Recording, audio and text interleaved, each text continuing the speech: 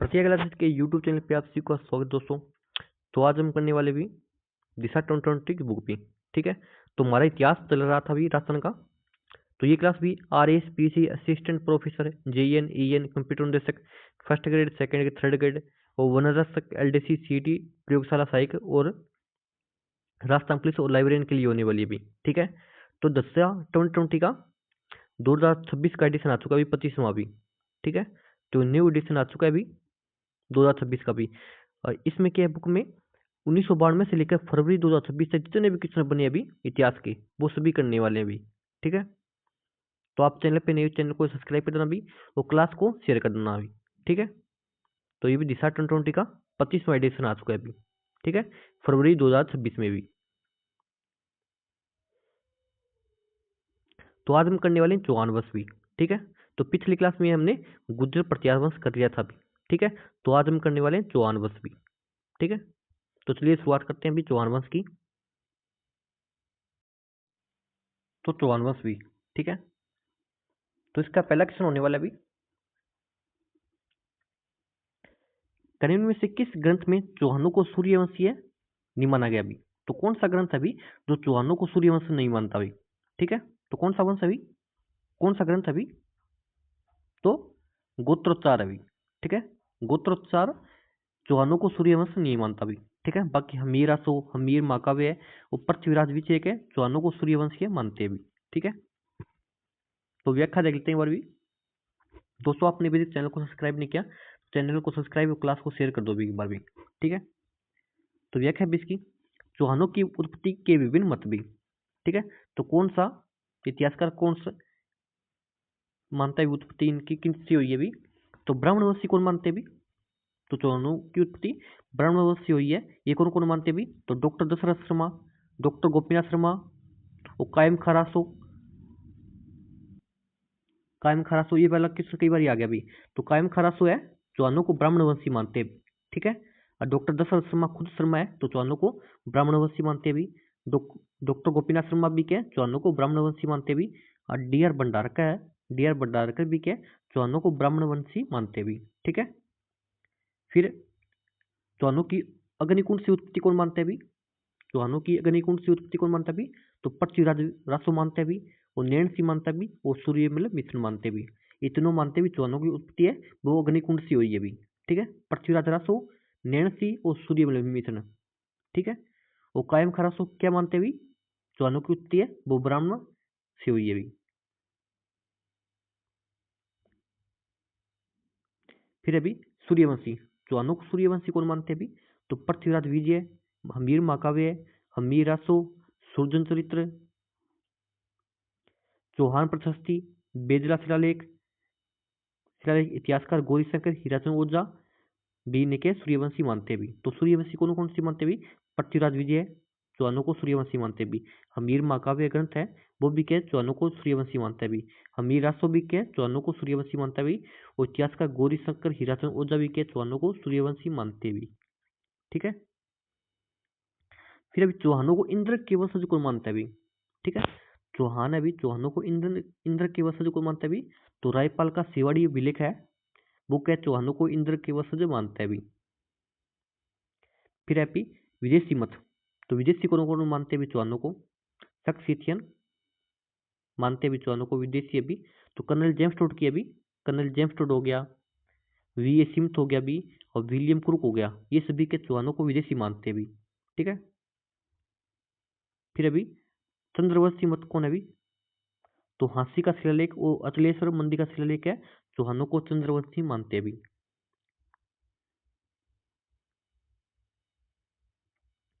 फिर next question अभी, का चौहान राजवंश के संस्थापक शासक है अभी? तो चौहान राजवंश है अभी, चौहान राजवंश के संस्थापक शासक कौन है अभी? तो कौन है अभी, कौन है अभी? वासुदेव चौहान है अभी। ठीक है, तो व्याख्या है अभी इसकी, शाकंभरी जिसे संबर कहते हैं वर्तमान में भी, शाकंभरी चौहानों की राजधानी थी भी। ठीक है, तो शाकंभरी की अभी जिसे संबर कहते हैं चौहानों की क्या राजधानी थी भी। इस वंश के संस्थापक कौन थे भी? वासुदेव चौहान थे भी। बिजोलिया शिलालेख के अनुसार उसने संबर झील का निर्माण कराया था भी। तो बिजोलिया शिलालेख अभी के अनुसार क्या वासुदेव चौहान ने क्या संभर झील का निर्माण कराया था अभी। फिर अभी अजमेर नगर की स्थापना के पहले अजमेर के चौहानों की राजधानी कौन सी थी भी? तो अजमेर नगर अभी अजमेर नगर की स्थापना से पहले अजमेर के चौहान है उनकी राजधानी क्या थी भी? तो क्या थी भी? सांबर थी भी। ठीक है, कितनी बार रिपीट हुआ अभी? 18, 22, 23, 3 बार रिपीट हुआ किसने? मतलब घुमा फिरा के यही क्वेश्चन पूछते हैं अभी। फिर अभी किसको चौहानों का मूल स्थान माना जाता है अभी? तो किसको चौहानों का मूल स्थान माना जाता है? तो कौन सा भी? चौहानों का मूल स्थान क्या है अभी? तो स्पादलक्स को क्या? स्पादलक्स को चौहानों का मूल स्थान माना जाता है अभी। ठीक है, तो व्याख्या है अभी इसकी।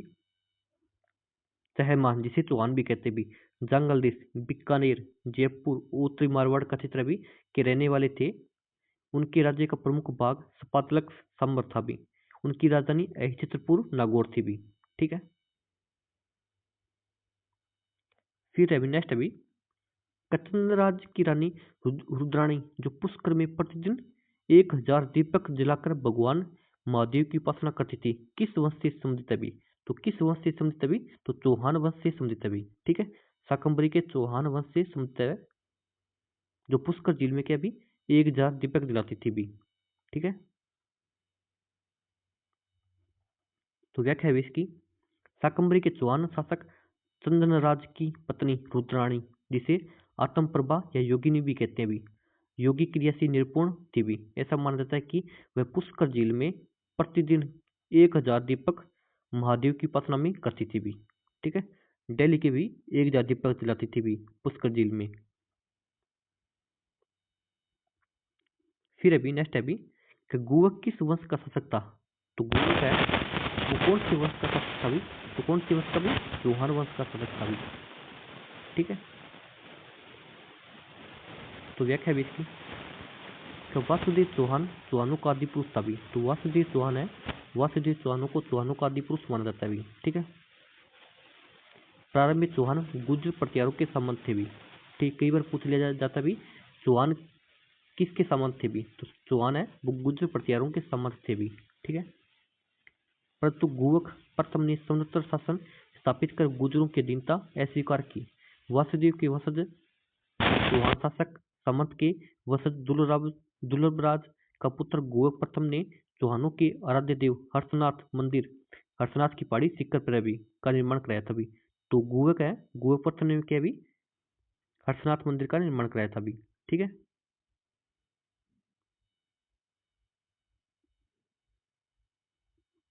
फिर नेक्स्ट क्वेश्चन अभी कनिमक में से चौहान शासकों में से हर्षनाथ मंदिर का निर्माण किसने कराया भी? तो कौन सा चौहान शासक है भी जिसने हर्षनाथ मंदिर का निर्माण कराया था भी? कौन किसने कराया था भी? तो गुवक प्रथम ने कराया था भी। ठीक है, गुवक प्रथम ने क्या हर्षनाथ मंदिर का निर्माण कराया था भी।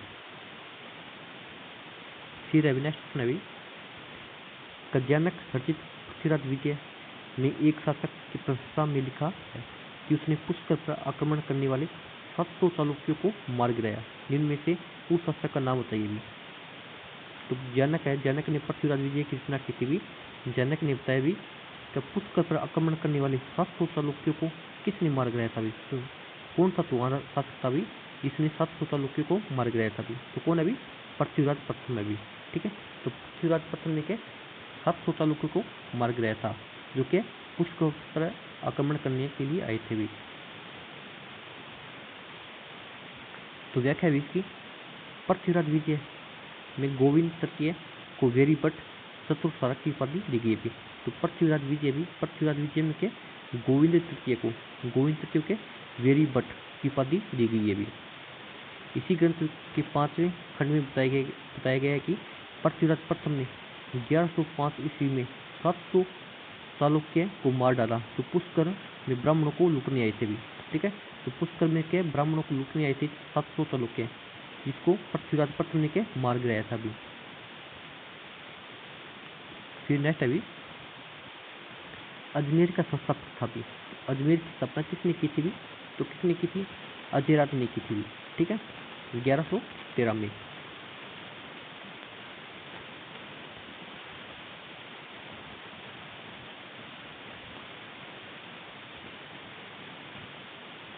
तो व्याख्या भी इसकी पृथ्वीराज प्रथम। पृथ्वीराज प्रथम के पुत्र अजयराज, जिसका शासनकाल था 1105 से 1133 ईस्वी का समय चौहानों के साम्राज्य निर्माण का समय माना जाता है। तो अजयराज का शासनकाल है वो चौहानों के साम्राज्य निर्माण का समय माना जाता है। उन्होंने मालवा की परमाणु पदभाव बनाने तथा अपने साम्राज्य को सुरक्षित रखने के लिए 1113 ईस्वी में अजमेर नगर की स्थापना की थी। तो अजमेर नगर की स्थापना कब होती है अभी? तो 1113 में होती है अभी, ठीक है। और इसी की अपनी राजधानी बनाता है अभी ये।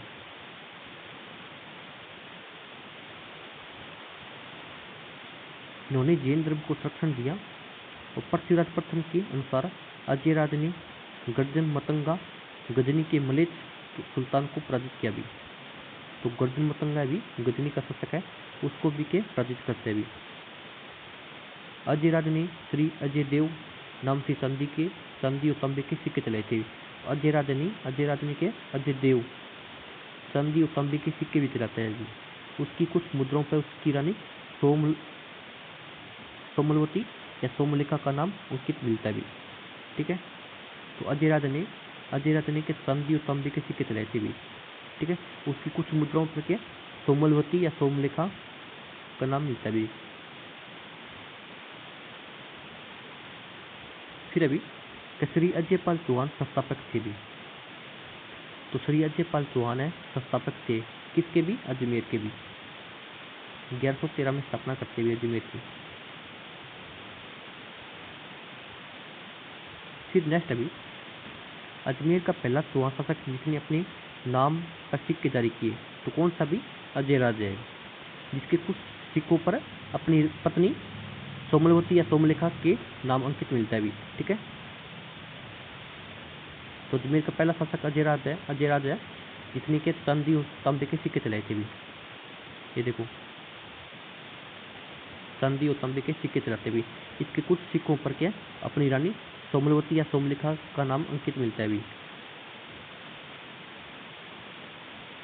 फिर नेक्स्ट अभी कि किस चौहान शासक ने अजमेर को सबसे पहले अपनी राजधानी बनाया था भी? तो ऐसा कौन सा चौहान शासक है जिसने अजमेर को सबसे पहले राजधानी बनाता भी? तो कौन है भी? अजयराज है भी, ठीक है। 1113 में अपनी राजधानी बनाता है भी।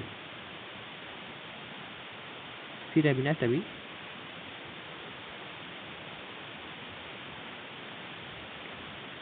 कनिन में से कौन सा एक कथन अजमेर के चौहान राजा अजयराज या अजयदेव के विषय में सही नहीं है भी? तो देखते हैं भी कौन सा सही नहीं है भी। अजयराज ने अजमेर के नवीन नगर की स्थापना की। तो ये बात थी भी अजयराज ने के अजमेर नगर की स्थापना की थी भी। पृथ्वीराज विजय के अनुसार अजयराज ने गर्जन मतंगा अर्थात गजनी के मुस्लिम आक्रांताओं को पराजित किया था भी। तो ये बात भी सही है भी। पृथ्वीराज विजय के अनुसार के अजयराज ने के गर्जन मतंगा अर्थात गजनी के मुस्लिम आक्रांताओं को पराजित किया था भी और दिल्ली को अपने अधिकार में लेने वाला पहला चौहान शासक था भी। तो ये बात भी सही है भी। तो ये बात गलत है भी। दिल्ली ये नहीं है भी विग्रह चतुर्थ भी।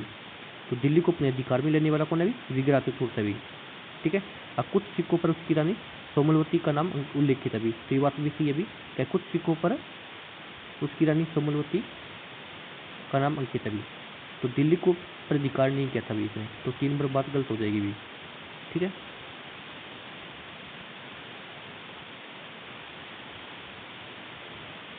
फिर अभी नेक्स्ट अभी अजमेर के चौहानों के विषय में निम्न कथनों पर विचार कीजिए। नीचे दी गई विकल्पों में से सही उत्तर चुनिए भी। देखते भी अजयराज ने अपनी राजधानी सांबर से अजमेर स्थानांतरित की। तो ये बात थी अभी अजयराज ने क्या अपनी राजधानी क्या सांबर से के अजमेर ले गया था अभी। ये सेकंड ग्रेड का एग्जाम हुआ था 2025 में, उसमें आया था अभी, ठीक है। अजयराज ने अपनी राजधानी में प्रसिद्ध झील का निर्माण कराया और उसका नाम अन्ना सागर रखा। तो ये बात गलत है भी, ये आपको भी पता है भी। तो एक नंबर बात क्या सही है भी। तो अन्ना सागर झील है जिसका निर्माण के अजयराज नहीं करा था अभी, अनुराग कराता है, ठीक है।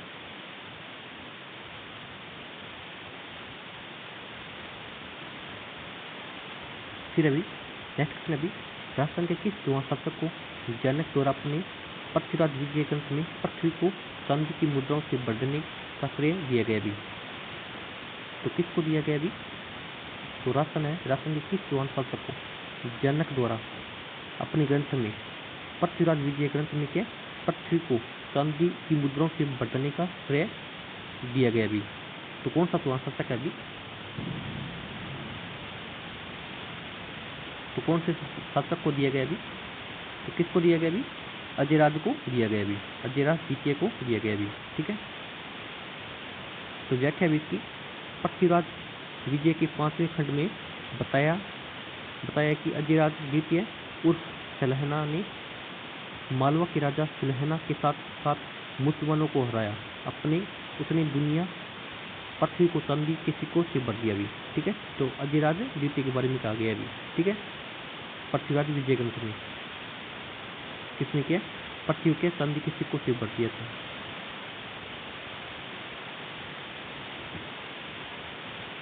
फिर नेक्स्ट क्वेश्चन अभी अनुराग के बारे में निम्नलिखित कथनों में से सत्य कथन देखना अभी।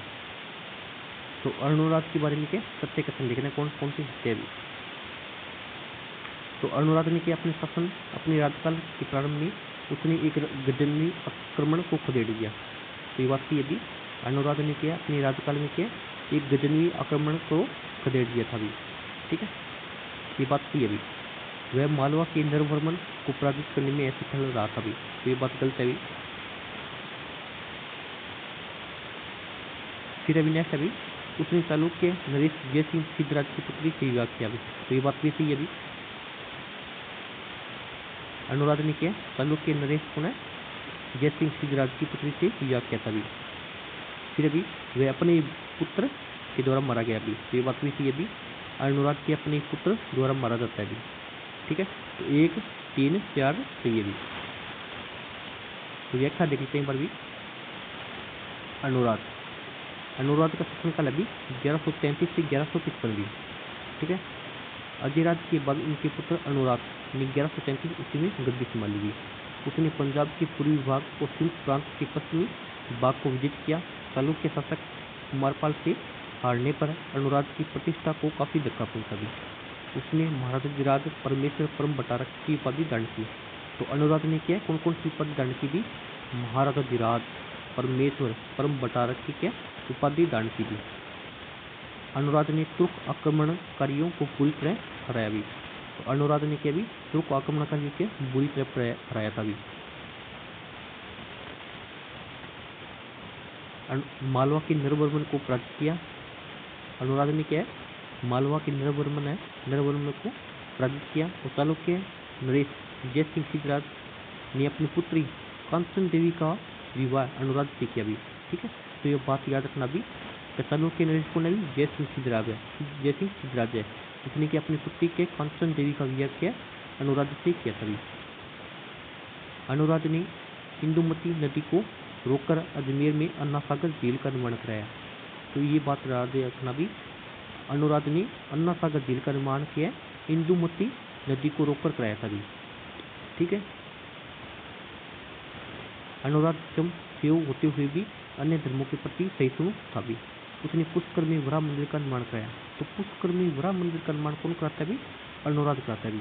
अनुराग ने कि एक तो पुष्कर में वराह मंदिर का निर्माण कराया था भी और दूसरा अन्ना सागर झील का निर्माण कराया था भी, वो भी इंदुमती नदी के पानी को रोककर भी।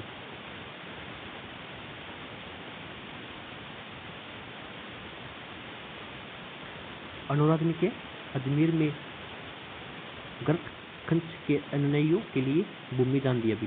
तो देवबोध और धर्मघोष उसके समय प्रकांड विद्वान थे भी। तो धर्मबोध और धर्मघोष किसके समय थे भी?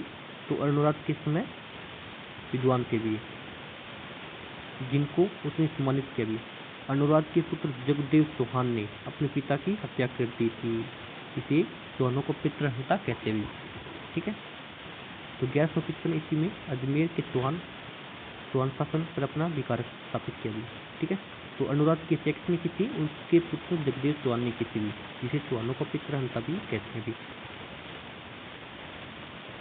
तो फिर नेक्स्ट क्वेश्चन भी दोस्तों क्लास के लिए चैनल को सब्सक्राइब कर दोगे और क्लास को शेयर लाइक जरूर करना भी। तो फिर अभी अजमेर के पास इस पुष्कर में वराह मंदिर का निर्माण किसने कराया अभी? तो अजमेर है अभी, अजमेर में पुष्कर है अभी, पुष्कर में वराह मंदिर का निर्माण किसने कराया अभी? तो किसने कराया अभी? तो अरुणराज ने कराया था अभी। ठीक है।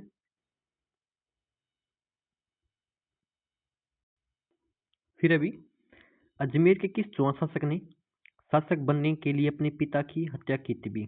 तो कौन सा चौहान शासक है अभी जिसने शासक बनने के लिए अपने पिता की हत्या की थी, इसलिए उसे चौहानों को पितृहंता कहते भी? तो कौन है अभी? जगदेव चौहान अभी। ठीक है, जिसने अपने पिता अनुराज की हत्या की थी भी।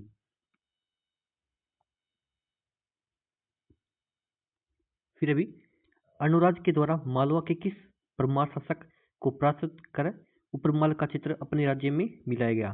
तो कौन है अभी? तो नरवर्मा है अभी। ठीक है, तो अनुराज के द्वारा के मालवा के नरवर्मा परमार शासक को पराजित किया, उपरमाल का चित्र अपने राज्य में मिलाया गया था अभी। स्कूल व्याख्याता 2025 में है अभी क्वेश्चन। फिर अभी शाकंभरी के चौहान वंश के शासक का नाम बताइए जिसने कट्टी बंधु व कवि बांधव की उपाधि दी गई अभी? तो शाकंभरी शाकंभरी के चौहान वंश के शासक का नाम बताना है जिसे क्या कट्टी बंधु या कवि बांधव की उपाधि दी गई अभी? तो कौन है अभी? तो विग्रह चतुर्थ अभी। ठीक है, विग्रह चतुर्थ अभी। ये देखो कितनी बार रिपीट हुआ अभी, 18, 17 और 2025 में भी। तो व्याख्या देखते हैं एक बार भी। विग्रह चतुर्थ जिसे के बिसल देवी भी कहते हैं भी, जिसका शासनकाल अभी 1158 से 1163 भी। ठीक है, छोटा शासनकाल अभी इनका। 1158 ईस्वी में विग्रह चतुर्थ अजमेर का शासक बना। इन्होंने दिल्ली की तोमरों व दिल्ली में मुसलमानों को पराजित कर उन पर अधिकार किया भी। तो विग्रह चतुर्थ ने क्या, दिल्ली के तोमरों व दिल्ली के मुसलमानों को पराजित कर उन पर अधिकार कर लिया भी। गुजरात के चालुक्य शासक कुमारपाल से नाडोल, पाली, नागौर व जालोर छीन लिया भी। इन्होंने चित्तौड़ के चालुक्य दंडनायक सज्जन का भी वध किया भी। फिर अभी समकालीन लोग इन्हें कवि बांधव कटिबंधु के नाम से पुकारते थे भी। इन्होंने संस्कृत में हरिकेली नामक नाटक लिखा। तो विग्रह चतुर्थ ने क्या संस्कृत में क्या हरिकेली नामक नाटक लिखा था। इसकी कुछ पंक्तियां अढ़ाई दिन के झोंपड़े अजमेर ब्रिस्टन इंग्लैंड स्थित है भी। राजा राम मोहन राय के स्मारक पर अंकित है भी। ललित विग्रह विग्रह चतुर्थ एवं इंद्रपुरी की राजकुमारी देसल देवी की काल्पनिक प्रेम तथा का वर्णन है भी।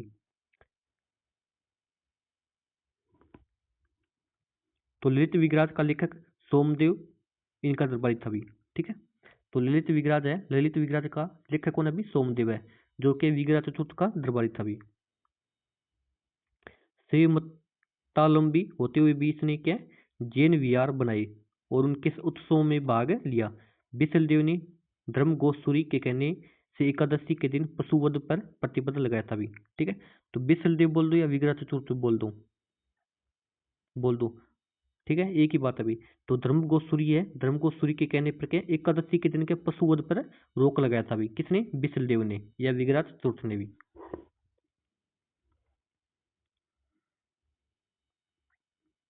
तो भी ललित विग्रह के लेखक कौन अभी? सोमदेव है, जो कि विग्रह चतुर्थ के दरबारी कवि थे भी। तो व्याख्या भी इसकी। क्वेश्चन अभी नेक्स्ट क्वेश्चन है, ललित विग्रह के रचिता सोमदेव किस चौहान शासक के दरबार में थे? तो किस चौहान शासक के दरबार में थे भी? तो विग्रह चतुर्थ के दरबार में थे भी। ठीक है, तो ललित विग्रह के रचिता कौन अभी? सोमदेव है, जो कि विग्रह चतुर्थ या बिसल देव के दरबार में थे भी।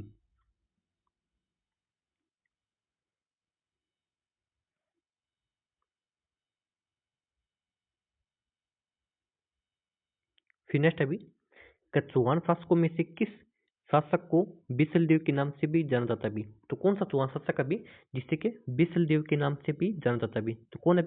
विग्रह चतुर्थ अभी। ठीक है, जिससे कि बिसल देव के नाम से भी जाना जाता है अभी। फिर नेक्स्ट अभी नाटक ललित विग्रह की रचना किसने की भी? तो किसने की थी भी? तो नाटक कौन है?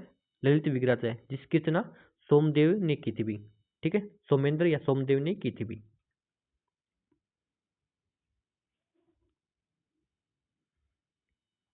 फिर नेक्स्ट अभी कि हरिकेली संस्कृत नाटक की रचना की, तो हरिकेली नाटक अभी जो कि संस्कृत में अभी जिसकी रचना किसने की भी, विग्रह चतुर्थ ने की थी भी। ठीक है, फिर अभी नेक्स्ट अभी कुमारपाल चालुक्य से नाडोल, चित्तौड़ व जालोर को किस चौहान राजा ने जीता? तो कौन सा चौहान राजा था अभी? तो विग्रह चतुर्थ था अभी। ठीक है, जिसने दिल्ली को भी जीत लिया था अभी। तो कुमारपाल चालुक्य से नाडोल, चित्तौड़ व जालोर को विग्रह चतुर्थ ने जीता था।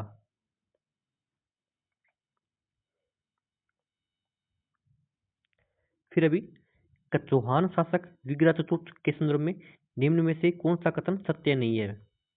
तो कौन सा देखते हैं कौन सा सत्य नहीं है भी। इन्होंने अजमेर में एक संस्कृत विद्यालय का निर्माण कराया, तो ये बात सही है भी। इन्होंने अजमेर में क्या है भी, एक संस्कृत विद्यालय का निर्माण कराया था भी। ठीक है, जो पीटीआई लाइब्रेरियन 2025 में आया था क्वेश्चन भी। इसने ललित विग्रह नाटक की रचना की, तो इसने नहीं की थी भी, सोमदेव ने की थी भी। ठीक है, तो ये तो उनका दरबारी था भी, सोमदेव उनका दरबारी था भी, तो ये बात गलत हो जाएगी भी। विग्रह चतुर्थ ने तो हरिकेली नाटक की रचना की थी भी, तो सोमदेव उनका राजकवि था भी, ये बात सही है भी। सोमदेव के विग्रह चतुर्थ का राजकवि था भी।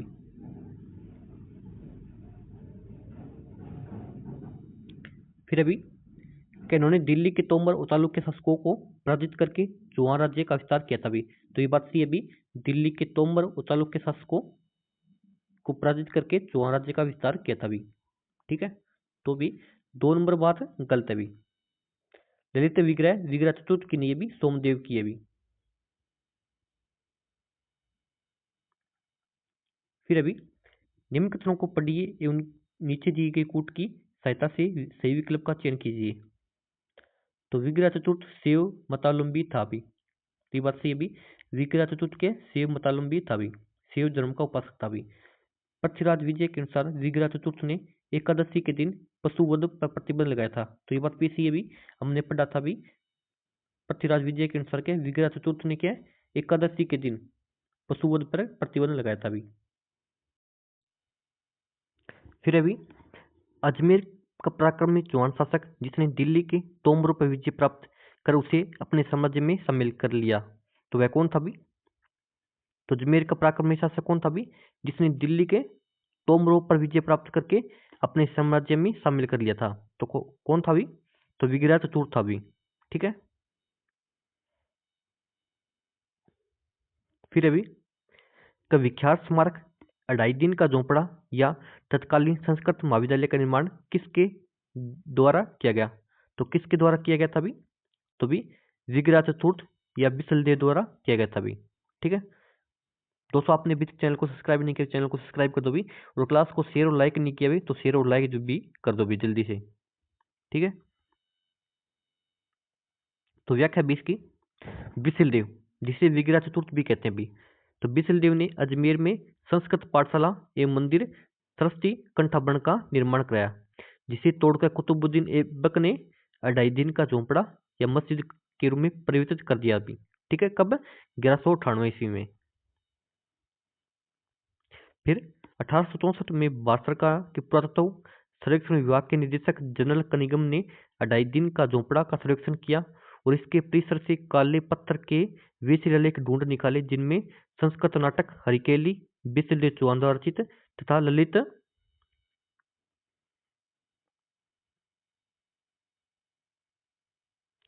विग्रास ललित विग्रास दरबारी कवि सोमदेव द्वारा रचित है, उत्कीर्ण थे भी। ठीक है, फिर अभी अढ़ाई दिन का झोंपड़ा स्थित अभी, तो अढ़ाई दिन का झोंपड़ा कहाँ पे अभी? कहाँ पे? तो 2025 में है अभी, 22 में है, 23 में है अभी, 22, 23, 25। तो अढ़ाई दिन का झोंपड़ा भी अजमेर में है अभी। ठीक है, फिर अभी अढ़ाई दिन का झोंपड़ा पहले इन में से किस नाम से जाना जाता था? तो किस नाम से जाना जाता था अभी? तो सरस्वती पाठशाला के नाम से जाना जाता था अभी। ठीक है, फिर अभी अढ़ाई दिन के झोंपड़े में हरिकेली नाटक के अतिरिक्त किस रचना को खुदवाया गया? तो किस रचना को खुदवाया गया अभी? तो भी ललित विग्राज को खुदवाया गया था भी।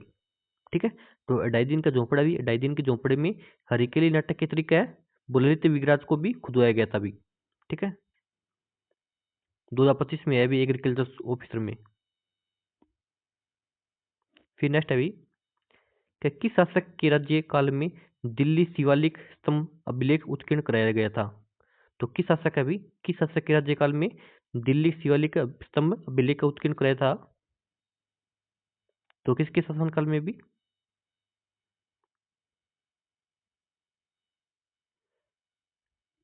तो भी विग्रह चतुर्थ के शासनकाल में भी। ठीक है, तो व्याख्या भी इसकी कि टोंक जिले में बिसलपुर कस्बा में बिसल सागर बांध का निर्माण बिसलदेव द्वारा कराया गया भी। तो टोंक में बिसलपुर कस्बा बिसल सागर बांध का निर्माण है वो बिसलदेव द्वारा ही करवाया गया था भी। इसके काल में चौहानों का स्वर्ण युग भी कहा जाता है भी। तो बिसलदेव या विग्रह चतुर्थ का काल है वो चौहानों का स्वर्ण युग कहा जाता है भी। तो साहित्य और स्थापत्य की सेवा कर उसने पादलक राज्य का स्तर ऊपर उठाया। विग्रह चतुर्थ ने जवालीपुर का नाम जवालापुर परिवर्तित किया भी। और दिल्ली के शिवालिक अभिलेख से ज्ञात होता है कि विग्रह चतुर्थ ने मलेच्छों को बार बार पराजित किया भी। तो दिल्ली का शिवालिक अभिलेख है जिससे ज्ञात होता है भी विग्रह चतुर्थ ने के मलेच्छों को बार बार के पराजित किया था भी। उसी गजनी के खुसरू शाह को भी पराजित किया था भी। ठीक है,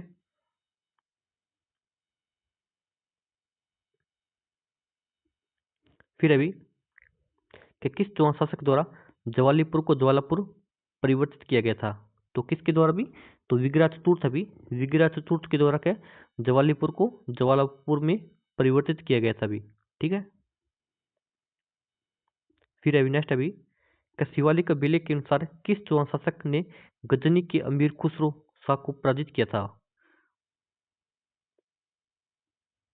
तो किसने किया था भी? तो विग्रह चतुर्थ ने किया था भी। ठीक है, तो शिवालिक अभिलेख अभी, तो शिवालिक अभिलेख के अनुसार क्या विग्रह चतुर्थ ने गजनी के अमीर खुसरो शाह को पराजित किया था भी। ठीक है, फिर अभी कि किस चौहान वंशीय शासक ने प्रताप लंकेश्वर की उपाधि धारण की थी भी? तो कौन सा चौहान शासक था भी जिसने के प्रताप लंकेश्वर की उपाधि धारण की थी भी? तो कौन था भी? 2324 में आया भी ये। तो कौन था भी? सोमेश्वर था भी। ठीक है, एक तो सोमेश्वर भी विग्रह चतुर्थ का दरबारी था भी, एक सोमेश्वर शासक था भी चौहानों का। तो व्याख्या भी इसकी अनुराज के छोटे पुत्र सोमेश्वर चौहान को बिजोल या बिलेख में प्रताप लंकेश्वर की उपाधि धारण करने वाला कहा गया भी। ठीक है, तो किसमें बताया गया भी? बिजोलिया अभिलेख में। बिजोलिया अभिलेख में क्या है?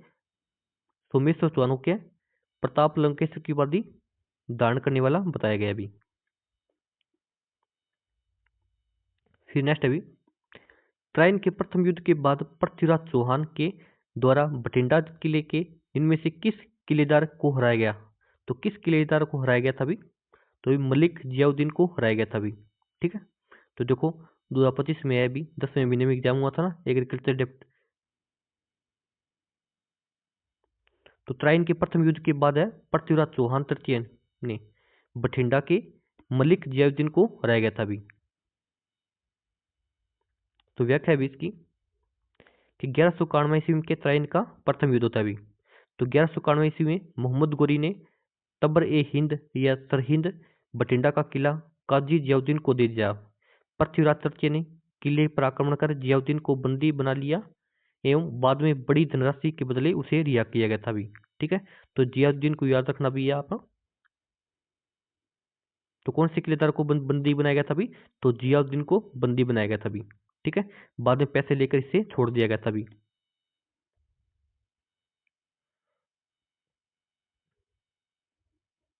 फिर अभी नेक्स्ट अभी कि पृथ्वीराज चौहान तृतीय और मोहम्मद गोरी के मध्य कितने युद्ध लड़े गए थे? तो कितने युद्ध होते भी? 2 युद्ध होते भी।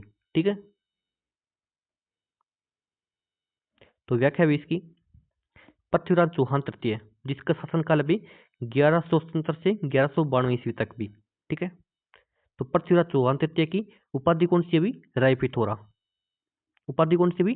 राय पिथौरा। राय पिथौरा का मतलब क्या होता है? युद्ध में पीठ न्याय दिखाने वाला भी। ठीक है। दल पुंगल, विश्व विजेता। ठीक है। चौहान वंश का प्रसिद्ध राजा भी। ठीक है। तो पृथ्वीराज चौहान तृतीय के चौहानों का प्रसिद्ध राजा है भी, जिन्होंने ट्राइन, ट्राइन कहाँ पे भी? करनाल हरियाणा में भी। ट्राइन के युद्ध में 1191 ईस्वी में मोहम्मद साहबुद्दीन गोरी को पराजित किया था भी। और ट्राइन के द्वितीय युद्ध जो कि 1192 ईस्वी में होता है, पृथ्वीराज तृतीय मोहम्मद गोरी के हाथों पराजित हुए थे भी। इस युद्ध में पृथ्वीराज तृतीय की पराजय का कारण कन्नौज के शासक जयचंद की पुत्री स्योंगिता के प्रेम संबंधों को माना गया भी। ठीक है। तो पृथ्वीराज चौहान तृतीय भी, पृथ्वीराज चौहान तृतीय की पराजय का कारण है क्या है भी? कि कन्नौज के शासक कौन है भी? जयचंद गढ़वाल है भी। जयचंद की पुत्री स्योंगिता के प्रेम संबंधों को माना गया भी। फिर नेक्स्ट क्वेश्चन है भी कि 1191 और 92 की ट्राइन के युद्ध में किस चौहान शासक को आक्रमणकारी शहाबुद्दीन गोरी से लड़ना पड़ा? तो कौन से शासक है भी? तो पृथ्वीराज चौहान तृतीय भी। ठीक है। पृथ्वीराज चौहान तृतीय को क्या? गोरी से लड़ना पड़ा था भी। ठीक है। ट्राइन के युद्ध में। फिर अभी नेक्स्ट क्वेश्चन है भी कि कौन सा किला महान चौहान शासक पृथ्वीराज चौहान तृतीय ने बनवाया था भी? तो कौन सा किला भी जो पृथ्वीराज चौहान तृतीय ने बनाया था भी? तो कौन सा बनाया था भी? किला राय पिथौरा, जो कि दिल्ली में है भी। ठीक है। तो व्याख्या भी इसकी कि दिल्ली के लालकोट किले का निर्माण 12वीं शताब्दी में अनंगपाल तोमर के शासनकाल में हुआ। ठीक है। इसे दिल्ली का पहला शहर कहा गया था भी। इसी किले को अजमेर के चौहान शासक पृथ्वीराज चौहान तृतीय ने मोहम्मद गोरी से जीतकर इसका नाम राय पिथौरा किया था भी। ठीक है। किससे जीतकर? मोहम्मद गोरी से जीतकर के इसका नाम क्या? राय पिथौरा किया था भी। फिर अभी कि कौन पृथ्वीराज चौहान तृतीय का दरबारी विद्वान नहीं था भी? तो पृथ्वीराज चौहान तृतीय का दरबारी विद्वान कौन नहीं था भी? तो विद्यापति गौड़ था भी, वागीश्वर जनार्दन भी था भी, और विश्वरूप भी था, लेकिन सारंगधर नहीं था भी। ठीक है। तो सारंगधर नहीं था भी। तो व्याख्या भी इसकी, तो कौन कौन पृथ्वीराज चौहान तृतीय के दरबारी विद्वान थे भी? ठीक है। तो चंद्रबरदाई को आप जानते हो, जिसका मूल नाम क्या है? पृथ्वी भट्ट है भी। ठीक है। चंद्रबरदाई का मूल नाम क्या है? पृथ्वी भट्ट है भी।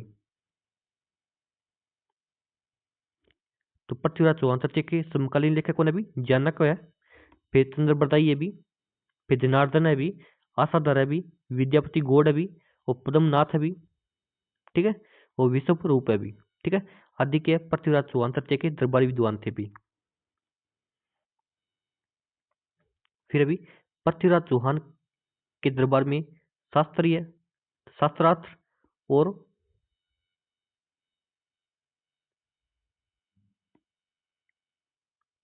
वाद विवाद के आयोजन से संबंधित निम्नलिखित में से कौन सा मंत्री था भी? तो कौन सा मंत्री था भी?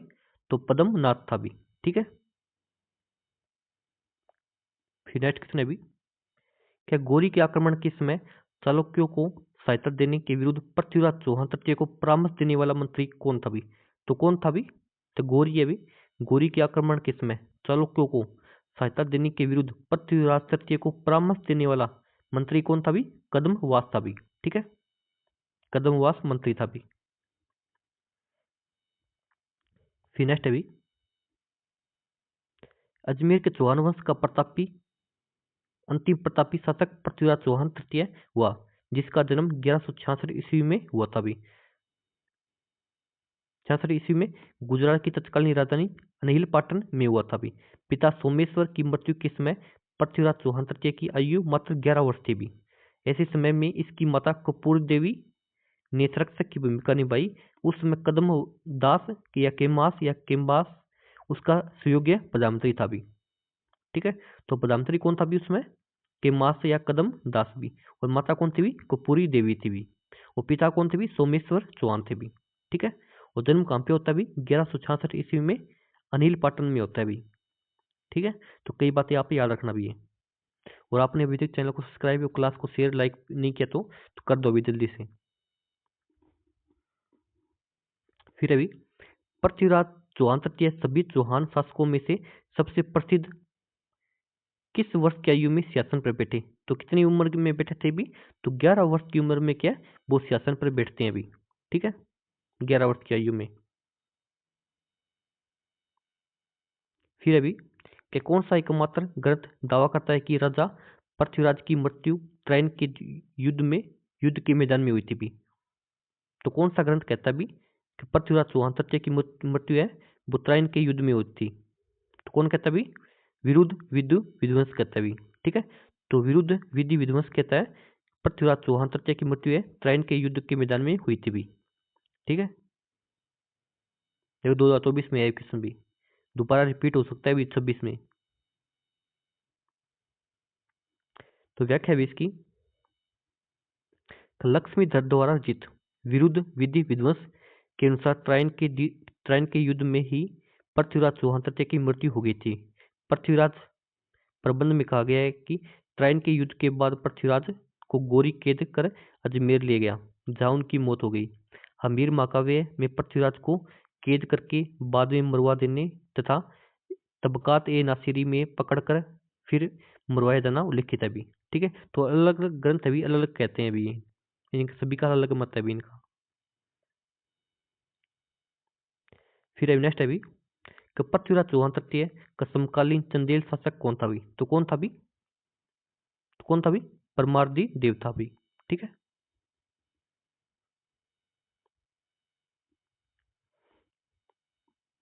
तो व्याख्या है अभी इसकी, पृथ्वीराज ने 1182 ईस्वी में भरतपुर मथुरा क्षेत्र में बंडानकों के विद्रोह का अंत जिनपति सूरी की कविता में उल्लेख भी किया तथा महोबा के चंदेल शासक परमार्दी देव को हराकर उसे संधि के लिए विवश किया।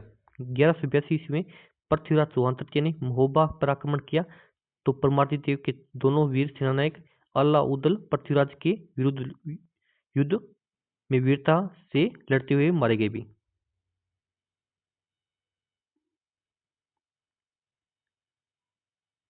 और अपनी मातृभूमि की रक्षा के वीरगति को प्राप्त हो गए थे भी। तो पृथ्वीराज पंजुन राय कछवा को महोबा का उत्तराधिकारी नियुक्त कर लौटाया तभी। ठीक है, तो पृथ्वीराज ने क्या पंजुन राय को क्या कछवा को महोबा का उत्तराधिकारी नियुक्त कर वापस किया, अजमेर आ गया था भी। तो परमार्दी देव के कौन से दो वीर सेनानायक मारे गए थे भी? आला और उदल मारे जाते हैं भी। ठीक है,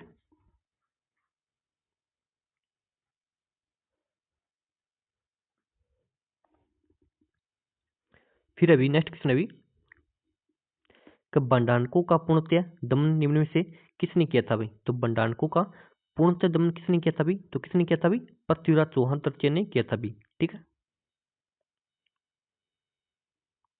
फिर भी महोबा विजय के बाद पृथ्वीराज चौहान तृतीय ने वहां का प्रशासक किसे नियुक्त किया था भाई? तो महोबा विजय के बाद 1182 में भी। ठीक है, तो महोबा विजय के बाद है पृथ्वीराज चौहान तृतीय ने वहां का प्रशासक अभी तो पंजुन राय कछवा को नियुक्त किया था अभी। ठीक है, तो पंजुन राय कछवा है अभी, कछवा वंश का शासक अभी, उसको नियुक्त करते हैं अभी महोबा का। फिर नेक्स्ट अभी कि पृथ्वीराज चौहान और चंदेल शासक परमार्दी देव के मध्य अंतिम व निर्णायक युद्ध हुआ था। तो कौन सा होता है अभी? महोबा का युद्ध होता है अभी।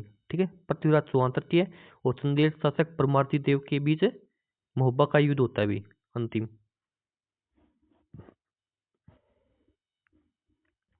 फिर अभी का चौहान शासक पृथ्वीराज चौहान तृतीय द्वारा बंडाणकों के दमन का उल्लेख किस तत्कालीन विद्वान ने अपनी कविता में किया है? तो किस विद्वान ने किया अभी? तो भी जिन पति सूरी ने किया अभी। ठीक है,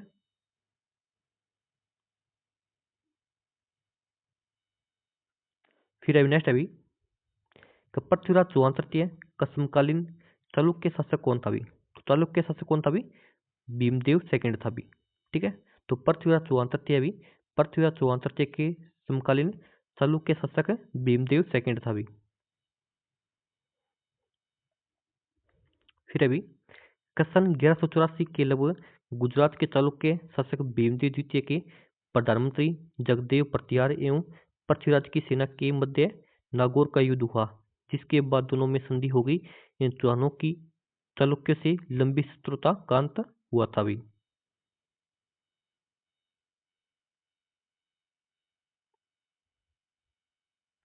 फिर नेक्स्ट अभी क्या चौहानों की रणथंभौर शाखा का प्रवर्तक था अभी? तो चौहान अभी चौहानों की रणथंभौर शाखा का प्रवर्तक कौन है अभी? तो कौन है अभी? तो गोविंदराज है अभी। ठीक है, जो कितनी बार रिपीट हुआ है अभी? 23, 22, 16, 24, 24, 24, 25, 25, कितनी बार रिपीट हुआ है अभी? तो व्याख्या है अभी इसकी कि पृथ्वीराज चौहान तृतीय के पुत्र गोविंदराज ने कुतुबुद्दीन ऐबक की सहायता से इस वंश की स्थापना 1194 ईस्वी में की थी भी। ठीक है, किसकी सहायता से? कुतुबुद्दीन ऐबक की सहायता से।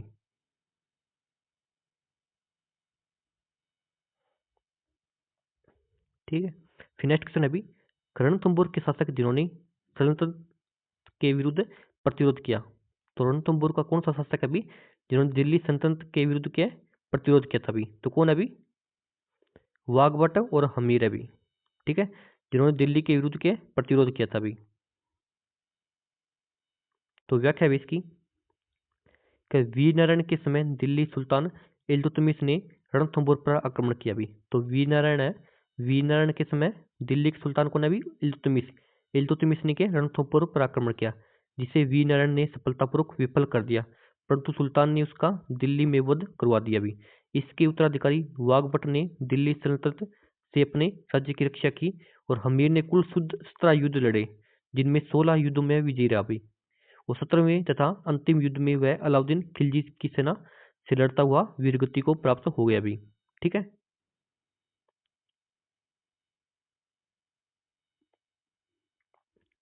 फिर अभी रणथंभौर के शासक हमीर चौहान के किस वर्ष दिल्ली के सुल्तान जलाउद्दीन खिलजी की सेना के साथ प्रथम मुठभेड़ हुई थी भी? तो कब होती है अभी?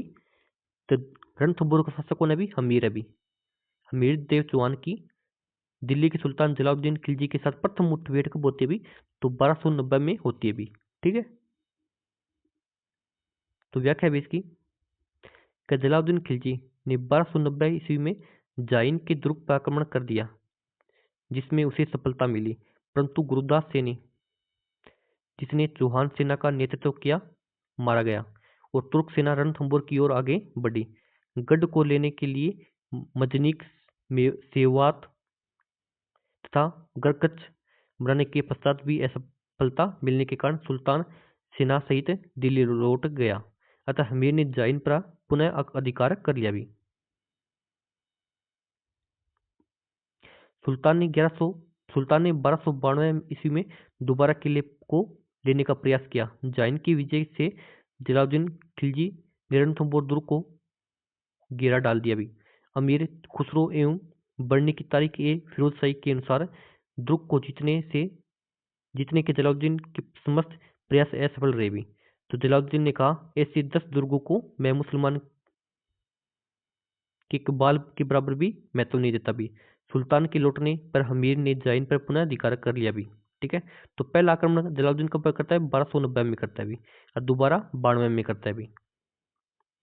लेकिन जलालुद्दीन क्या है, रणथंभौर को जीत नहीं पाता भी। फिर अभी ऐसे 10 किलो को मैं भी मुसलमान के एक बाल के बराबर महत्व नहीं देता। किसने और किस दुर्ग के लिए कहा था भी? तो किसने कहा था भी? तो जलालुद्दीन खिलजी ने कहा था भी। ठीक है, और रणथंभौर के बारे में कहा था भी। ठीक है,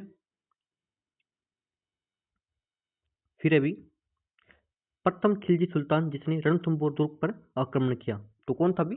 तो जलालुद्दीन खिलजी था भी। ठीक है, जिसने 1290 में प्रथम आक्रमण किया था भी, वो 1292 में दोबारा किया था भी, और दोनों बार क्या असफल रहा था ये। फिर अभी का हिंदूवार और हिंदूवाट का युद्ध संबंधित था, तो किससे संबंधित अभी? हिंदूवार या हिंदूवाट का युद्ध किससे संबंधित अभी? तो रणथंभौर के चौहानों से संबंधित है अभी। ठीक है, तो इसकी व्याख्या अभी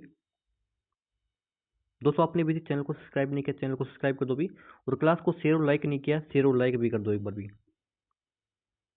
तो व्याख्या भी इसकी, अलाउद्दीन खिलजी के सेनापति अलप खां, उल्लू खां एवं नुसरत खां ने जाइन रणथंभौर की कुंजी के दुर्ग पर आक्रमण किया, 1299 ईस्वी में किया।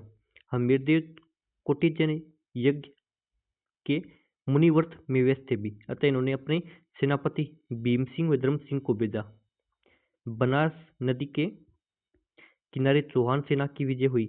लौटती चौहान सेना पर अलप खां ने आक्रमण कर दिया, जिसे हिंदुवाट घाटी युद्ध के नाम से जाना जाता है भी। इसमें भीम सिंह के शहीद हो जाता है भी। ठीक है, तो हमीरदेव क्या चौहान क्या भी अपने सेनापति भीम सिंह और धर्म सिंह को भेजता भी युद्ध में, क्योंकि वे खुद तो कोटी जन युद्ध में के व्यस्त था भी। और इसमें के भीम सिंह मारा जाता है भी। फिर अभी अलाउद्दीन खिलजी ने रणथंभौर पर आक्रमण किया। कब किया था अभी? क्योंकि अलाउद्दीन खिलजी ने रणथंभौर पर आक्रमण किया क्योंकि क्या सुल्तान के विद्रोहियों को शरण दी थी भी। सुल्तान के विद्रोहियों के शरण दी थी भी हमीर ने।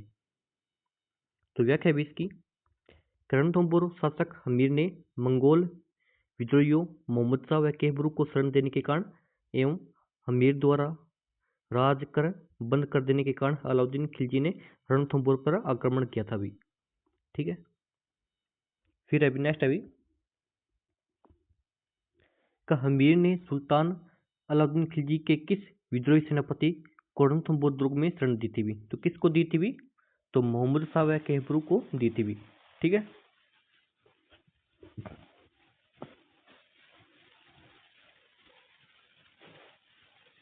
तो भी मोहम्मद शाह व केहबरू को शरण दी थी भी अमीर ने। फिर अभी किस शासक के द्वारा 9 मुसलमानों को आश्रय देना दिल्ली सुल्तान से युद्ध का कारण बना भी? तो कौन था भी? तो हमीर था भी। ठीक है, हमीर के द्वारा के 9 मुसलमानों को आश्रय देना दिल्ली सुल्तान के युद्ध का कारण बना था भी, जो 2025 में आया था। किसने भी मतलब घुमा फिरा के ये पूछा जाता भी, कभी कैसे घुमा दिया, कभी कैसे ही घुमा दिया। क्वेश्चन ऐसे ही बनते भी। फिर अभी कब मोहम्मद शाह के नेतृत्व में मंगोल विद्रोहियों ने किसके पास शरण ली? तो किसके पास शरण ली थी भी? तो हमीर के पास शरण ली थी भी। ठीक है, तो मंगोल विद्रोही थे भी मोहम्मद शाह व केहबरू ने हमीर के पास के शरण लेते हैं भी। फिर अभी नेक्स्ट अभी कि 1300 ईस्वी में रणथंभौर पर आक्रमण के दौरान अलाउद्दीन खिलजी का कौन सा सेनानायक मारा गया था भी? तो कौन सा सेनानायक मारा जाता भी? तो नुसरत खां मारा जाता भी। ठीक है, तो 1300 ईस्वी है, 1300 ईस्वी में रणथंभौर पर आक्रमण के दौरान क्या अलाउद्दीन खिलजी का नुसरत खां सेनापति मारा जाता है भी। ये कितनी बार रिपीट हुआ है भी? 17, 21, 23, 24। फिर अभी नेक्स्ट व्याख्या भी इसकी, रणथंभौर पर आक्रमण करने के लिए अलाउद्दीन ने सेना भेजी, जिसका नेतृत्व उल्लू खां और नुसरत खां को सौंपा गया। इस बार खिलजी सेनाध्यक्ष हिंदुवाट पार कर जाइन दुर्ग लेने में सफल हो गया। जब नुसरत खां प्राचीरों की तोड़फोड़ में लगा हुआ था, तब डेकुलिया, बेरो एवं मरकट्टी नामक पत्थर बरसाने वाले यंत्रों से फेंके गए पत्थरों के वार से वह मारा गया भी। ठीक है, फिर अभी रणथंभौर की विजय के उपरांत अलाउद्दीन खिलजी ने इस दुर्ग को किसके अधिकार में सौंपा था? तो किसके अधिकार में सौंपा था भी? तो उलुग खां को सौंप दिया था। ठीक है, तो रणथंभौर है, रणथंभौर पर अधिकार होने के बाद अलाउद्दीन खिलजी ने रणथंभौर को उलुग खां को सौंप दिया था भी, क्योंकि नुसरत खां तो मारा जाता है भी, उलुग खां बचा है, उलुग खां को सौंप दिया था भी। फिर नेक्स्ट अभी अलाउद्दीन खिलजी ने निम्नलिखित में से किस सेनानायक की मृत्यु रणथंभौर की घेराबंदी के दौरान राजपूत सेना के एक मजनीक पत्थर से हमला करने के बाद हुई थी? तो किसकी होती है भी? तो नुसरत खां की होती है भी। ठीक है, देखो सेकंड ग्रेड 2025 में आया था भी।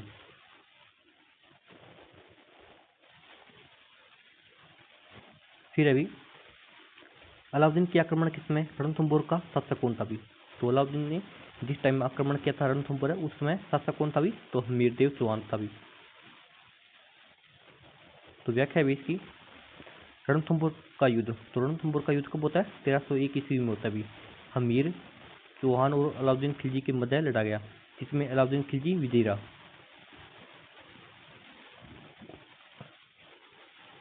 अलाउद्दीन ने हमीर के सेनापति रत्तीपाल और सेनानायक रणमल तथा एक अधिकारी सुरजन शाह को लालच देकर अपनी तरफ मिला दिया। तो भी सुरजन शाह को आप याद रखना भी, ये दो तो कई बार आ चुके हैं भी। ठीक है, तो सुरजन शाह अभी तक नहीं आए भी, तो सुरजन शाह को आप याद रखना भी। तो विश्वासघात किसने किया था अभी? तो इरतीपाल और रणमल और सुरजन शाह ने किया था अभी। ठीक है, ये दो को आप याद रख लीजिए, तीसरे को भी याद रखना भी। लाल सिख ने अपनी ओर मिला लिया। 11 जुलाई 1301 को वीरों ने केसरिया और हमीर की रानी रंगा देवी के नेतृत्व में उसकी पुत्री देवलदे ने पद्मला तालाब में कूदकर जोहर किया था अभी। ठीक है, ये जल जोहर होता है अभी। तो हमीर की रानी कौन थी भी? रंगा देवी। उसकी पुत्री कौन थी भी? देवलदे ने पद्मला तालाब में कूदकर जल जोहर किया था अभी। ठीक है, तो राजस्थान का प्रथम जल जोहर माना जाता है अभी। रणथंभौर है, रणथंभौर में देवलदे ने किया, देवलदे ने किया पद्मला तालाब में कूदकर प्रथम जल जोहर किया था अभी। इस युद्ध में अलाउद्दीन के साथ इतिहासकार अमीर खुसरो भी था अभी। वो अलाउद्दीन के साथ कौन सा इतिहासकार आया था अभी? अमीर खुसरो भी आया था अभी। अमीर खुसरो ने लिखा है कि द्रुक में सोने के 2 दानों के बदले चावल का 1 दाना भी नसीब नहीं हो रहा था अभी। ठीक है, तो अमीर खुसरो लिखता है भी कि दुर्ग में सोने के 2 दानों के बदले चावल का 1 दाना भी नसीब नहीं हो रहा था अभी। ठीक है, इस विजय के बाद अमीर खुसरो ने आज कुफर का गढ़ इस्लाम का घर हो गया, ये बात कही थी भी। ठीक है, तो अलाउद्दीन के साथ कौन सा इतिहासकार आता है भी? अमीर खुसरो आता है भी, जिसने कहा था भी आज का कुफर का गढ़ इस्लाम का घर हो गया भी, ये बात कही थी भी। फिर नेक्स्ट क्वेश्चन है भी का हमीर के किन 2 मंत्रियों की गद्दारी से रणथंभौर का पतन त्वरित हुआ था भी? तो कौन था भी? एक तो रणमल और एक रतपाल था भी। ठीक है, रणमल और रतिपाल। और तीसरा कौन था भी? तीसरा सुरजन शाह था भी। ठीक है, फिर अभी नेक्स्ट अभी रानी रंगा देवी का ऐतिहासिक जोर संबंधित था भी। तो रानी रंगा देवी है, रंगा देवी ने जल जोर किया था भी, कहाँ पे किया था भी? रणथंभौर में किया था भी। ठीक है, ये देखो 2025 में है सेक्शन। फिर अभी फिर राजस्थान का प्रथम चौहान राज्य था भी। तो राजस्थान का प्रथम चौहान राज्य कौन सा था भी? कौन था? नाडोल था भी। व्याख्या है इसकी, नाडोल के चौहानों की शाखा का संस्थापक शाकंभरी नरेश वाकपति राज का पुत्र लक्ष्मण चौहान था भी, जिसने 960 ईस्वी के लगभग चावड़ा राजपूतों से स्वतंत्र होकर चौहान वंश की स्थापना की। शाकंभरी के चौहानों के बाद यह प्रथम चौहान राज्य था भी। ठीक है, यह पहला चौहानकालीन नगर है जहाँ इतने विशाल स्तर पर उत्खनन कार्य करवाएगा भी। एक मिट्टी के बर्तन पर सालबंजिका का अंकन है। 1205 ईस्वी के लगभग नाडोल के चौहान जालोर की चौहान शाखा में मिल गई भी। ठीक है, तो 1205 ईस्वी में क्या नाडोल के चौहान है जालोर की चौहान शाखा में मिल गए थे भी। फिर अभी जालोर के चौहान वंश का संस्थापक कौन था भी? तो जालोर है, जालोर के चौहान वंश का संस्थापक कौन था भी?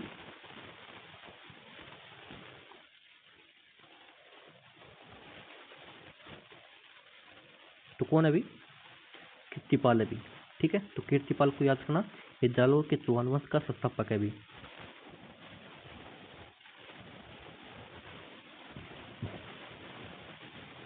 तो इसकी व्याख्या भी नाडोल शाखा के कीर्तिपाल किट्टू ने 1181 ईस्वी के लगभग जालोर को परमाणु से छीनकर अपने अधिकार में लेकर स्वतंत्र शासक बन बैठा। वह जालोर शाखा के चौहान वंश का प्रथम संस्थापक था भी। प्राचीन शिलालेखों में जालोर का नाम जपालीपुर और किले का सुवर्णगिरी मिलता है भी। ठीक है, तो सुवर्णगिरी किसका नाम मिलता है भी? जालोर के किले का नाम मिलता है भी। इसको अपभ्रंश में सोनागढ़ कहते हैं भी। इसी पर्वत के नाम से चौहानों की एक शाखा सोनगढ़ प्रारंभ होती है भी। कौन से चौहान शासक है जिसे सोनगढ़ चौहान भी कहते हैं भी? तो जालोर के चौहान शासक हैं जिसे के सोनगढ़ चौहान भी कहते हैं भी। ठीक है, फिर अभी नेक्स्ट क्वेश्चन है कि सुल्तान इल्तुतमिश के जालोर अभियान के दौरान वहां का शासक कौन था भी? तो कौन था भी? उदय सिंह था भी। ठीक है, तो व्याख्या भी इसकी, उदय सिंह ने इल्तुतमिश के आधिपत्य वाले मंडोर और नाडोल पर अपना अधिकार किया।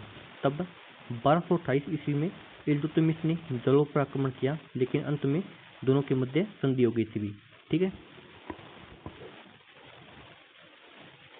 फिर नेक्स्ट क्वेश्चन है क्या जालोर के चौहान शासकों में से कौन से राजा को दिल्ली के किसी सुल्तान के आक्रमण का सामना नहीं करना पड़ा? तो कौन है अभी? चाच सिंह देव है अभी, ठीक है। चाच सिंह देव के जालोर के चौहान शासक है अभी, जिसको दिल्ली के किसी भी सुल्तान के आक्रमण का सामना नहीं करना पड़ा अभी। तो व्याख्या है इसकी, चाच सिंह देव जिसका शासनकाल है 1257 से 1282 भी। दशरथ शर्मा के अनुसार उदय सिंह के पुत्र चाच सिंह देव ने राज्य की सीमा को बढ़ाया। वह नासिरुद्दीन मोहम्मद था बलबन का समकालीन था भी। तो चाच सिंह देव है, चाच सिंह देव के नासिरुद्दीन मोहम्मद और बलबन का समकालीन था भी, जिन्होंने इसको किसी प्रकार से सताने का साहस नहीं किया भी। फिर अभी नेक्स्ट क्वेश्चन अभी 1298 ईस्वी में जालोर के निकट कन्नड़ देव ने किन सेनानायकों के दिन खिलजी सेना को बुरी तरह पराजित किया भी। तो कौन थे भी, तो उलुग खां और नुसरत खां भी, ठीक है।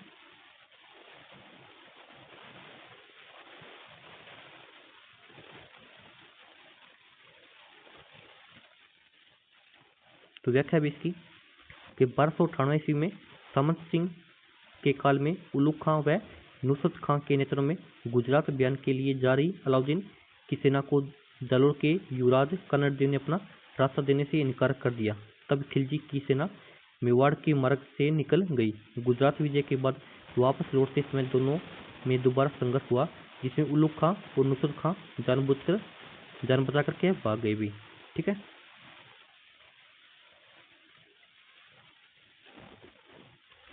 फिर अभी कि कन्नड़ देव कहाँ का शासक था अभी, तो कन्नड़ देव है वो कहाँ का शासक था अभी, तो कन्नड़ देव जालोर का शासक था अभी, ठीक है। तो व्याख्या भी इसकी कि जालोर के चौहान वंश के कन्नड़ देव की महत्वपूर्ण घटना अलाउद्दीन खिलजी के साथ चलने वाला दीर्घकालीन संघर्ष है भी, ठीक है, जो कि 1305 से 1311 तक चला था अभी।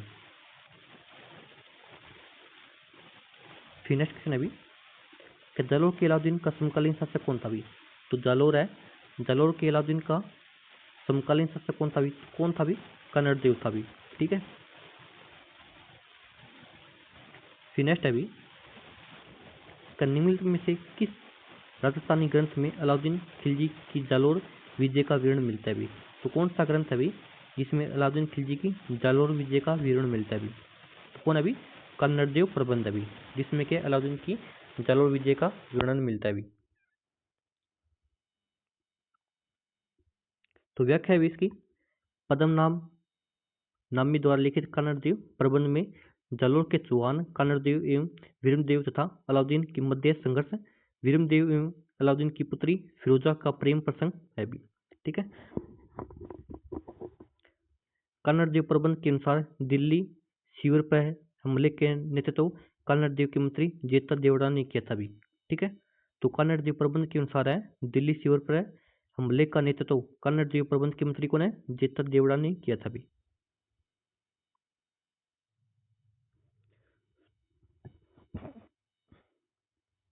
फिर अभी नेक्स्ट क्वेश्चन अभी कि कन्नड़ देव का मुख्यमंत्री कौन था अभी, तो कौन था अभी, तो कन्नड़ देव का मुख्यमंत्री जेता देवड़ा था अभी, ठीक है। दोस्तों क्लास अच्छी लग रही है चैनल को सब्सक्राइब कर दो भी, और क्लास को शेयर भी कर दो भी, ठीक है, और लाइक करना नहीं भूलना भी। फिर अभी नेक्स्ट है कि अलाउद्दीन खिलजी ने किस दुर्ग को जीतकर उसका नाम खीराबाद रखा, तो अलाउद्दीन है, अलाउद्दीन ने किस दुर्ग को जीतकर उसका नाम क्या खीराबाद रखा था, तो किसका नाम, सिवाना का नाम भी, ठीक है। तो सिवाना को जीत करके उसका नाम क्या खीराबाद रखा था भी, ठीक है।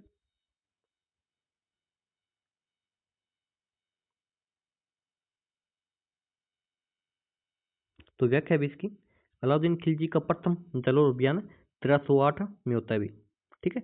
तो अलाउद्दीन खिलजी का प्रथम जालोर अभियान कब होता है, 1308 ईस्वी में होता है।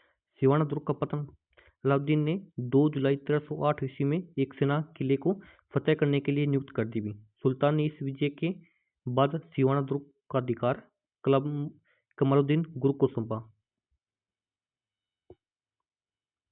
तो सुल्तान ने विजय करने के बाद क्या सिवाना दुर्ग का अधिकार किसको सौंपा भी, कमालुद्दीन गुरु को सौंपा। तो उसका नाम क्या है, खीराबाद कर दिया था भी। इस विजय के बाद मलिक नाइब के नेतृत्व में शत्रु सेना जालोर को घेरने के लिए आगे बढ़ी। किसके नेतृत्व में, मलिक नाइब के नेतृत्व में क्या शत्रु के सेना के जालोर को घेरने के लिए आगे बढ़ती है, परंतु कानरदेव के लड़के वीरमदेव उसके छोटे भाई मालदेव ने शत्रुओं द्वारा किला लेने के प्रयत्नों को विफल कर दिया भी। उन्होंने उन्हें दूर मेड़ता के मार्ग तक खदेड़ दिया भी। इस अवधि में उनका सेनानायक समसका अपनी स्त्री और साथियों के साथ बंदी बनाया गया भी। फिर नेक्स्ट है भी कि मेड़ता के पास हुए युद्ध में अलाउद्दीन खिलजी के किस सेनानायक एवं उसकी पत्नी को कानरदेव की सेना ने बंदी बनाया था? तो किसको बनाया था भी? तो समसका और उसकी पत्नी को बंदी बनाया था भी। ठीक है, ये जो 2025 में आया भी किसने। फिर अभी फरिश्ता के अनुसार अलाउद्दीन खिलजी का जालौर पर द्वितीय आक्रमण किस वर्ष हुआ? तो किस वर्ष होता है भी? तो 1311 ईस्वी में होता है भी। ठीक है, तो किसके अनुसार? फरिश्ता के अनुसार भी। तो व्याख्या भी अलाउद्दीन का द्वितीय जालौर अभियान 1311 ईस्वी में होता है भी। जालौर का पतन अमीर खुसरो के अनुसार दूसरी बार कमालुद्दीन गुर्ग के नेतृत्व में खिलजी ने जालौर की ओर सेना भेजी। कानरदेव के सेनापति दहिया बीका ने दुर्ग पाने के लालच में आकर दुर्ग का गुप्त रास्ता शत्रु सेना को बता दिया। इससे नाराज होकर दहिया बीका की पत्नी हीरा देवी, ठीक है, हीरा देवी ने उसकी हत्या कर दी। लेकिन शत्रु दुर्ग तक पहुंच गए। कानरदेव चौहान और उसके पुत्र वीरमदेव ने इस युद्ध में वीरगति को प्राप्त हुए। कानरदेव की पत्नी जेतलदेव के नेतृत्व में महिलाओं ने जोहर किया भी। तो जोहर कौन करता भी? जेतलदेव करता भी। और वीरगति को प्राप्त कौन होते हैं? कानरदेव और वीरमदेव होता है भी। और पत्नी कौन है? जेतलदेव, जो कि जोहर करती है भी। इस तरह जालौर में सोनग्रा चौहान वंश का पतन हुआ। अलाउद्दीन खिलजी ने जालौर पर विजय के बाद उसका नाम क्या? जलालाबाद कर दिया था भी। तो जालौर में विश्वासघाती कौन था भी? कौन था? बिक्का दैया था भी। ठीक है, तो बिक्का दैया के बाद में उसकी पत्नी ने हीरा देवी ने की हत्या भी कर दी थी भी। फिर अभी नेक्स्ट अभी अलाउद्दीन खिलजी ने 1311 ईस्वी में जालौर को जीतकर उसका नाम क्या रखा? तो क्या नाम रखा था भी? तो जलालाबाद रखा था भी। ठीक है,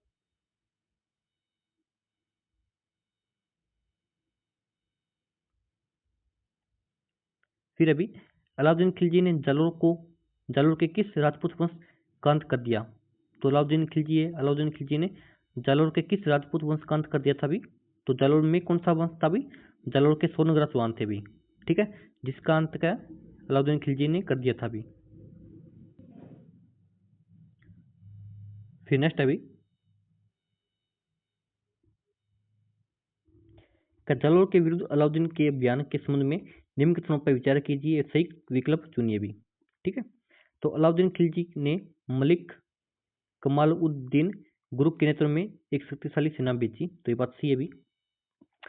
जालौर के दहिया से जबल विक्रम को स्वर्ण कलाश यानी बिक्का दैया को क्या स्वर्ण कलाश देकर सुल्तान की सेना को गुप्त मार्ग से जालौर दुर्ग में प्रवेश कराया। तो ये बात भी सही है भी। बिक्का दैया बिक चुका था अभी, जिसने क्या जालौर दुर्ग का गुप्त रास्ता बता दिया था भी। तो दोनों बातें सही है भी।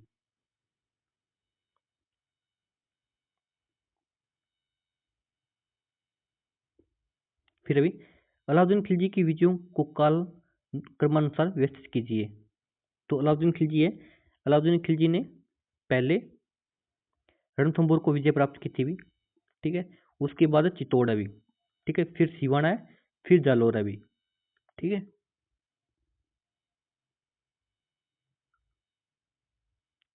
तो अलाउद्दीन खिलजी के विजय अभियान तो पहले के 1301 में रणथंभौर को विजय करता है भी। फिर 1303 में चित्तौड़गढ़ को विजय करता है भी। फिर 1308 में सिवाना को विजय करता है भी। और फिर 1311 में क्या जालौर को विजय करता है भी। ठीक है, नेक्स्ट अभी चौहान शासकों को कालक्रमानुसार व्यवस्थित कीजिए भी। तो देखते भी, तो पहले किसका शासन काल आता है भी? तो पहले आता भी चामुंडराज का भी। ठीक है, चामुंडराज के बाद में दुर्लभराज तृतीय का आता है भी। फिर विग्राज तृतीय का आता है। फिर पृथ्वीराज प्रथम का आता है भी। ठीक है, ये काल क्रम है भी। तो व्याख्या देख लेते हैं एक बार भी। चौहान शासकों का कालक्रम अभी। तो पहले किसका काल आता है अभी? पहले वासुदेव चौहान आता है अभी। वासुदेव चौहान के बाद गुवक आता है अभी। फिर विगराज प्रथम आता है अभी। विगराज प्रथम के बाद विगराज द्वितीय आता है अभी। फिर गोविंद राज आता है अभी। गोविंद राज तृतीय आता है अभी। फिर चामुंडराज आता है अभी। चामुंडराज के बाद में दुर्लभराज तृतीय आता है अभी। फिर विगराज तृतीय आता है अभी। फिर विगराज तृतीय के बाद में पृथ्वीराज फर्स्ट आता है अभी। फिर अजयराज आता है अभी। अजयराज के बाद में अर्णोराज आता है। अर्णोराज के बाद में विगराज चतुर्थ आता है अभी। और विग्रह चतुर्थ के बाद पृथ्वीराज द्वितीय आता है अभी। और पृथ्वीराज द्वितीय के बाद सोमेश्वर आता है। फिर पृथ्वीराज चौहान तृतीय आता है अभी। ठीक है, ये लास्ट था अभी। पृथ्वीराज चौहान तृतीय लास्ट था अभी।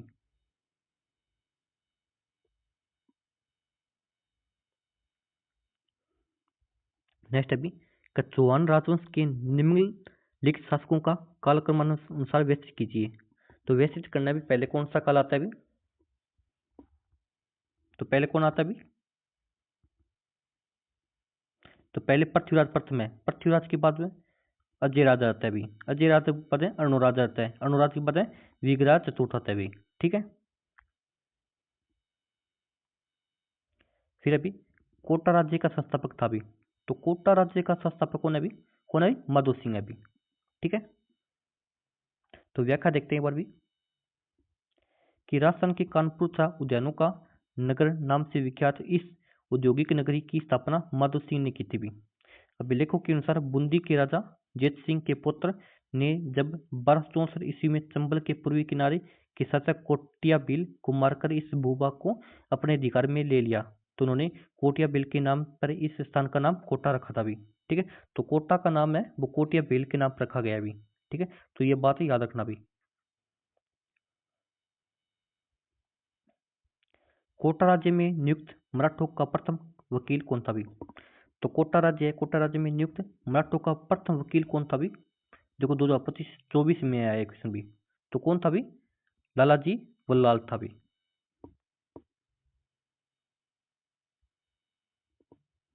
तो व्याख्या भी इसकी, मराठा बालाजी पेशवा ने 1737 ईस्वी में कोटा पर अधिकार कर अपना प्रथम वकील एवं प्रतिनिधि लालाजी वल्लाल को नियुक्त किया था भी। ठीक है, तो प्रथम कौन था भी? लालाजी वल्लाल था भी। फिर अभी झालावाड़ राज्य की स्थापना कब हुई थी भी? तो झालावाड़ राज्य की स्थापना कब होती है भी? 1838 में होती है भी। ठीक है, तो व्याख्या भी इसकी, कोटा के शासक महाराव राम सिंह के शासनकाल में महाराजा तथा उनके दीवान एवं फौजदार झाला मदन सिंह झाला झालब सिंह का पुत्र के मध्य शासन के अधिकारों को लेकर अत्यधिक मनमुटाव हो जाने पर अंग्रेजी सरकार ने सन 1838 ईस्वी में कोटा रियासत के 17 परगने लेकर झालावाड़ की स्वतंत्र रियासत गठित कर दी तथा झाला मदन सिंह को वहां का स्वतंत्र शासक बना दिया। इस प्रकार अंग्रेजों द्वारा स्थापित यह राजस्थान की दूसरी स्वतंत्र रियासत है। तो पहली कौन सी अभी? पहली टोंक अभी, जिसकी स्थापना 1817 में अंग्रेजों द्वारा की गई थी भी। ठीक है, नई रियासत झालावाड़ की राजधानी झालरापाटन बनाई गई थी भी।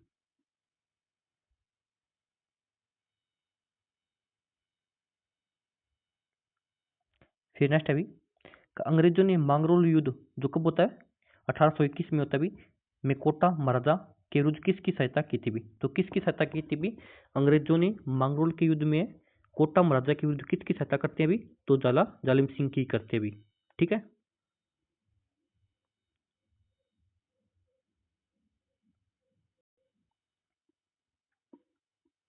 तो कोटा के महाराव किशोर सिंह और कोटा के फौजदार झाला जालिम सिंह के मध्य प्रशासनिक अधिकारों को लेकर तनाव उत्पन्न हो गया। अंग्रेजों द्वारा 20 फरवरी 1818 ईस्वी को कोटा के साथ की गई गुप्त संधि के अनुसार राज्य के प्रशासनिक अधिकारों का प्रयोग झाला जालिम सिंह एवं उसके वंशज करेंगे तथा महाराव उमेद सिंह उसके वंशज राज्य के शासक बनेंगे। महाराव किशोर सिंह इस संधि को रद्द कर स्वयं सत्ता हाथ में लेकर शासन करना चाहते थे, जबकि जालिम सिंह अपने अधिकार छोड़ने को तैयार नहीं था भाई।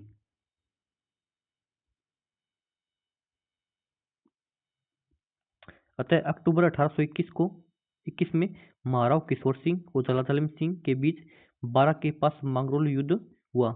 युद्ध के बाद मेवाड़ महाराणा भीम सिंह की मध्यस्थता से किशोर सिंह एवं जालिब सिंह के मध्य 22 नवंबर 1821 को एक समझौता हुआ। समझौते के अनुसार मारव के निजी कार्यों में झाला जालिम सिंह हस्तक्षेप नहीं करेगा और झाला के राजकाज में मारव का दखल नहीं होगा। इस युद्ध के परिणामस्वरूप प्रत्यक्ष रूप से जालिब सिंह प्रशासन का सर्वा हो गया। भी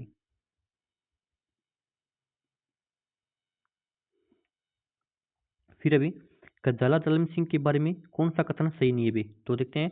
वह कोटा राज्य का शासक था भी, तो ये बात सही है नहीं, वह कोटा राज्य का शासक नहीं था भी। वह कोटा का फौजदार था, कूटनीति राजनेता था भी, ये बात भी सही है भी। उसने पिंडारियों से मित्रता पूर्ण संबंध स्थापित किए भी, तो झाला जालिम सिंह है, झाला जालिम सिंह ने क्या पिंडारियों से मित्रता पूर्ण संबंध स्थापित किए थे भी। कोटा राज्य का शासन पूर्णतः उसमें निहित था भी, ठीक है। तो कोटा राज्य का शासन है पूर्णतः क्या झाला जालिम सिंह में निहित था भी। तो व्याख्या है भी इसकी। झाला जालिम सिंह 1817 ईस्वी में कोटा के शासक राव उमेद सिंह के समय जालिम सिंह झाला कोटा राज्य का प्रशासक था। उसी ने सर्वप्रथम अंग्रेजों से 1817 ईस्वी में सहायक संधि की थी भी। 1762 से 1768 ईस्वी तक झाला जालिम सिंह कोटा से हटा दिए गए। तब ये उदयपुर की सेवा में रहे। जालिम सिंह की सेवाओं से प्रसन्न होकर उदयपुर महाराणा ने इन्हें राजराणा की उपाधि से सम्मानित किया और जागीर थी भी। तो झाला जालिम सिंह को राजराणा की उपाधि किसने दी थी भी, तो उदयपुर के राजा ने दी थी भी।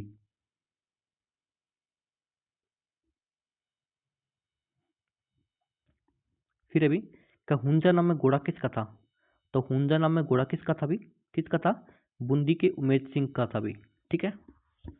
तो एक बात याद रखना है, हुंजा नामक घोड़ा है बूंदी के उमेद सिंह का था भी।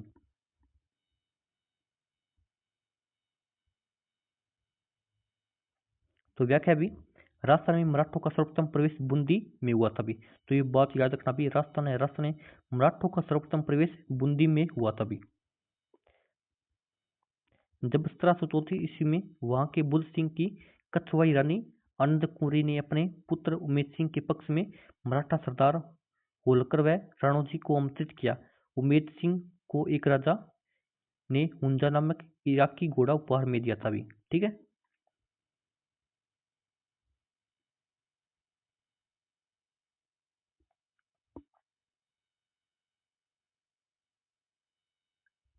फिर अभी नेक्स्ट अभी चौहान वंश के संस्थापक सहमल की राजधानी क्या थी भी, जो चौहान वंश के संस्थापक सहसमल की राजधानी क्या थी भी, तो क्या थी भी, सुरई थी भी, ठीक है।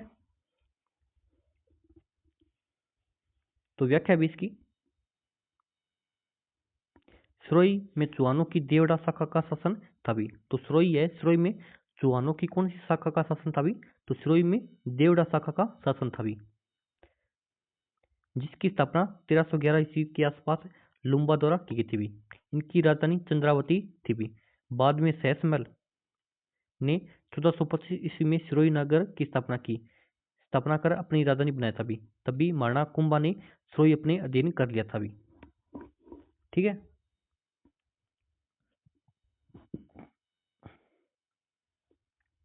कि कौन सी पुस्तक चौहानों के इतिहास के बारे में जानकारी का स्रोत नहीं है भी, तो कौन सी नहीं है भी, तो सुरजन चरित्र तो है भी, हमीर महाकाव्य भी है भी, और पृथ्वीराज विजय भी है, लेकिन हर्ष चरित्र नहीं है भी, ठीक है।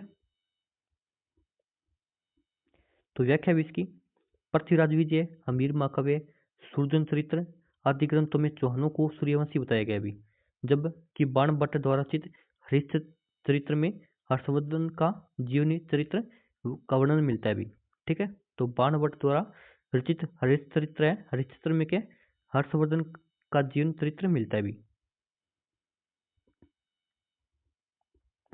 फिर अभी चौहान निम्नलिखित में से किस स्थान से संबंधित नहीं है अभी, तो चौहान है वो किस स्थान से संबंधित नहीं है अभी, तो नाडोल में भी चौहान थे भी, जालोर में भी चौहान थे भी, और रणथंबोर में भी चौहान थे भी, लेकिन लोदरवा में नहीं थे भी, तो ये गलत हो जाएगा। देखो 2025 में है भी क्वेश्चन।